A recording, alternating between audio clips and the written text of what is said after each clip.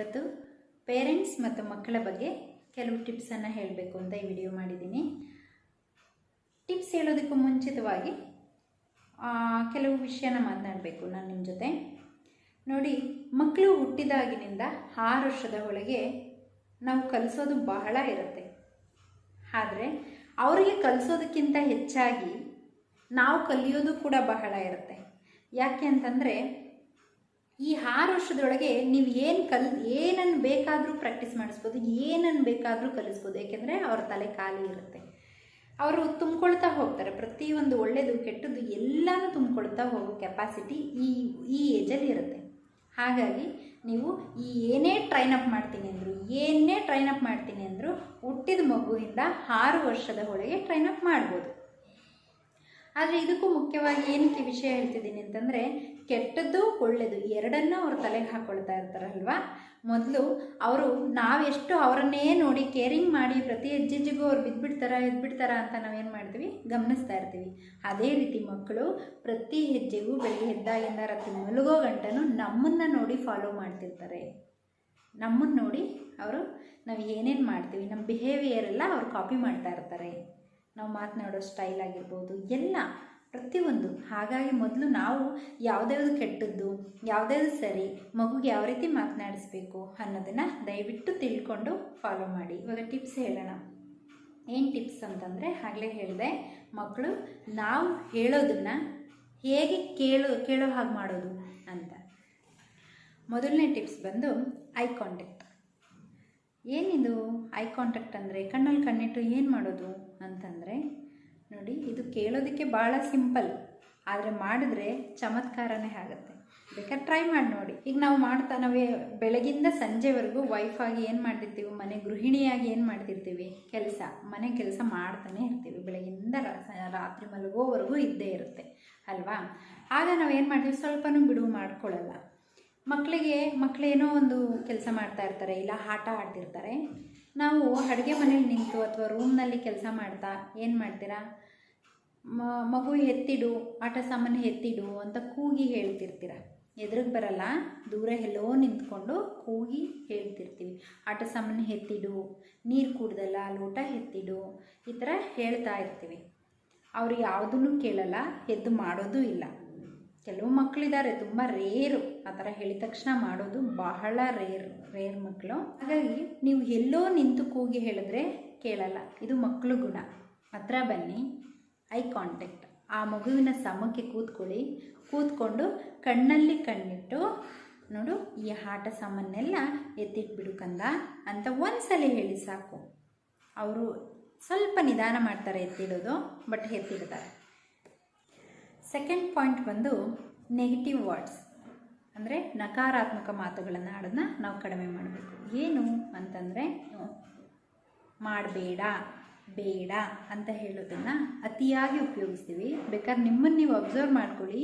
ಇಡೀ ದಿನದಲ್ಲಿ ಪ್ರತಿ ಮನೆಯಲ್ಲೂ ಪ್ರತಿ ಮಕ್ಕಳಿಗೂ ಅವ್ರ ತಂದೆ ತಾಯಿ ಬೇಗ ಹೇಳೋವಂಥ ಮಾತು ಮಾಡಬೇಡ, ಅದನ್ನು ಮಾಡಬೇಡ, ಅಲ್ಲಿಗೆ ಹೋಗಬೇಡ, ಮುಟ್ಟಬೇಡ, ಜಂಪ್ ಮಾಡಬೇಡ, ಬೇಡ ಅನ್ನೋದನ್ನು ತುಂಬ ಬಳಸ್ತೀವಿ.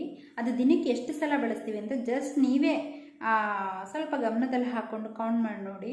ಇಡೀ ದಿನ ಬೇಡ ಅನ್ನೋದು ಮಕ್ಕಳಿಗೆ ನೆಕ್ಸ್ಟು ನಿಮ್ಮ ಮಾತನ್ನು ಕೇಳೋದಿಲ್ಲ. ಅದು ಅಂದರೆ ಹೇಳಿದ ಮಾತನ್ನು ಕೇಳೋದಕ್ಕೆ ರೆಡಿ ಆಗಲ್ಲ. ಎಲ್ಲ ಬೇಡ ಅಂತ ಇದ್ದರೆ ಅವ್ರು ಯಾವ ಕಾರಣಕ್ಕೂ ನಿಮ್ಮ ಮಾತನ್ನು ಆಲಿಸಲ್ಲ.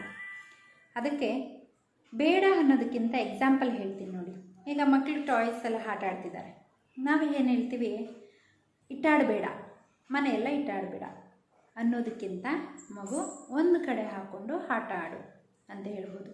ಅಥವಾ ಮಗು ಆಟ ಸಾಮಾನು ಚೆಲ್ಲೋದೇ ನಿಮ್ಗೆ ಇಷ್ಟ ಇರಲ್ಲ, ಅಲ್ಲಿ ಆಡೋದೇ ಇಷ್ಟ ಇರಲ್ಲ ಅಂದಾಗ, ಬ್ಯಾಸ್ಕೆಟ್ಗೆ ಆಟ ಸಾಮಾನೆಲ್ಲ ತುಂಬಿಟ್ಬಿಡಮ್ಮ, ತುಂಬಿಟ್ಬಿಡು, ಮಧ್ಯಾಹ್ನ ಆಟ ಆಡು, ಈ ಥರ ಏನಾದರೂ ಹೇಳಿ. ಬೇಡ ಅನ್ನೋ ವರ್ಡನ್ನು ಯೂಸ್ ಮಾಡೋದನ್ನ ಆದಷ್ಟು ಕಡಿಮೆ ಮಾಡಿ. ಇನ್ನೊಂದು ಎಕ್ಸಾಂಪಲ್ ಕೊಡ್ತೀನಿ ಬೇಕಾದರೆ ನಿಮ್ಗೆ ಅರ್ಥ ಆಗಲಿ ಅಂತ. ಮಗು ಅಮ್ಮ ಇವತ್ತು ಪಾರ್ಕಿಗೆ ಹೋಗೋಣ ಅಂತ ಹೇಳುತ್ತೆ. ನೀವು ಏನು ಹೇಳ್ತೀರಾ, ಬೇಡ ಇವತ್ತು ಹಾಗಲ್ಲ, ಅಮ್ಮಂಗೆ ತುಂಬ ಕೆಲಸ ಇದೆ, ಅಥವಾ ಪಪ್ಪ ಇರ್ತಾರೆ, ಅವ್ರು ನಂಗೆ ತುಂಬ ಕೆಲಸ ಇದೆ, ಆಫೀಸ್ ಕೆಲಸ ಇದೆ, ಏನೋ ಒಂದು ಹೇಳ್ತಾರೆ. ಬೇಡ ಅನ್ನೋದನ್ನು ಅಲ್ಲೂ ಕೂಡ ಉಪಯೋಗಿಸ್ತೀವಿ ಅಲ್ವಾ. ಅದಕ್ಕೆ ಅದ್ರ ಬದಲು ವಾವ್ ಪಾರ್ಕಿಗೆ ಹೋಗೋಣ ಮಗನೇ, ತುಂಬ ಚೆನ್ನಾಗಿರುತ್ತೆ, ನನಗೂ ಹೋಗಬೇಕು ಅನ್ನಿಸ್ತಾ ಇದೆ, ಬಟ್ ಸಾಟರ್ಡೆ ಹೋಗೋಣ, ಮಿಸ್ ಮಾಡಲ್ಲ ಅಂತ ಈ ಥರ ಹೇಳಿ. ಅದ್ರ ಬದಲು ಪಾಸಿಟಿವ್, ಸಾಟರ್ಡೆ ನೀವು ಹೋಗಲೇಬೇಕು ಅಂತಿಲ್ಲ, ಮಕ್ಕಳಿಗೆ ಸುಳ್ಳು ಹೇಳ್ಬಾರ್ದು, ನಿಜ ಅವ್ರು ಅದನ್ನೇ ಕಲಿತಾರೆ ಅಂತ, ಬಟ್ ನಾವು ಎಸ್ಕೇಪ್ ಆಗ್ಬೋದು ಅಂತಂದರೆ ಆ ಟೈಮಲ್ಲಿ ಮಕ್ಕಳಿಗೆ ಖುಷಿ ಪಡಿಸಿದ್ರೆ ಅವ್ರು ಆ ಟೈಮ್ಗೆ ಅಮ್ಮ ಹೇಳಿದ್ದಾರೆ ಸಾಟರ್ಡೆ ಕರ್ಕೊಂಡು ಹೋಗ್ತಾರೆ ಅಂತ ಅವ್ರು ಕಾಯ್ತಾರೆ. ಬಟ್ ಸಾಟರ್ಡೆ ಕಂಪಲ್ಸರಿ ಆದಷ್ಟು ಕರ್ಕೊಂಡು ಹೋಗಿ. ನೀವು ಹೇಳಿದ್ದೀರಾ ಮಾತು ಕೊಟ್ಟ ಮೇಲೆ ಆ ಮಾತನ್ನು ಉಳಿಸ್ಕೊಳ್ಳೋ ಪ್ರಯತ್ನ ನಾವು ಮಾಡಲೇಬೇಕು.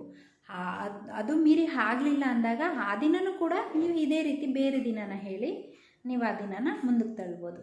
ಈ ಥರ ಮಾಡಿ, ಬೇಡ ಇಲ್ಲ ಅಂತ ಹೇಳಬೇಡಿ. 3ನೇ ಪಾಯಿಂಟ್ ಏನು, ಥರ್ಡ್ ಪಾಯಿಂಟ್ ಅಂತಂದರೆ ಉದ್ದುದ್ದ ಹೇಳೋದನ್ನು ಸ್ಟಾಪ್ ಮಾಡಬೇಕು. ಅಂದರೆ ಶಾರ್ಟಾಗಿ ಹೇಳೋದನ್ನು ಕಲ್ತ್ಕೋಬೇಕು ಪೇರೆಂಟ್ಸ್ ಆಗಿ ನಾವು. ಏನಂತಂದರೆ ಮಕ್ಕಳಿಗೆ ನೀವು ಯಾರನ್ನಾದರೂ ಅಬ್ಸರ್ವ್ ಮಾಡಿ ನೋಡಿ, ಉದ್ದುದ್ದ ಹೇಳಿದ್ರೆ ಅವ್ರು ಯಾವುದೂ ಮಾಡಲ್ಲ. ಯಾಕೆಂದರೆ ಯಾವುದೂ ಅವ್ರಿಗೆ ಅರ್ಥನೂ ಆಗಿರಲ್ಲ, ತಲೆಗೂ ಹೋಗಿರಲ್ಲ, ಜೊತೆ ಕನ್ಫ್ಯೂಸ್ ಆಗಿಬಿಡ್ತಾರೆ. ಎಕ್ಸಾಂಪಲ್, ಈಗ ಬಟ್ಟೆ ವಾಷಿಂಗ್ ಮಿಷಿನ್ಗೆ ಅಲ್ಲಿಟ್ಟಿರೋ ಬಟ್ಟೆನೆಲ್ಲ ಹಾಕಿ ಪೌಡ್ರ್ ಹಾಕಿ ಸ್ವಿಚ್ ಆನ್ ಮಾಡು ಅಂತ ಹೇಳ್ತೀರ, ಉದ್ದ ಆಯಿತು ಅಲ್ವಾ.